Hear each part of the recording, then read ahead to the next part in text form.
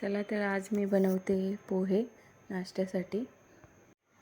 सर्वात आधी मी पोहे भिजवून घेतले, त्यानंतर मी गरम करायला तेल ठेवलेले। तेल गरम झाल्यावर कांदा, मिरची, मोहरी, जिरं असं टाकलेलं आहे तेलामध्ये आणि फ्राय करून घ्यायचं आहे।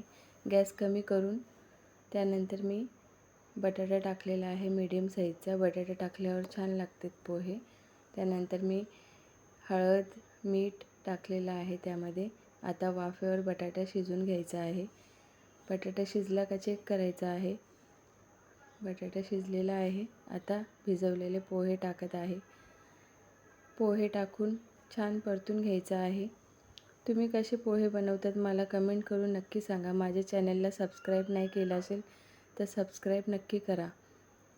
आणि आता बघा पोहे झालेले आहेत आणि त्यानंतर मी बारीक चिरलेली कोथिंबीर त्यावर टाकणार आहे।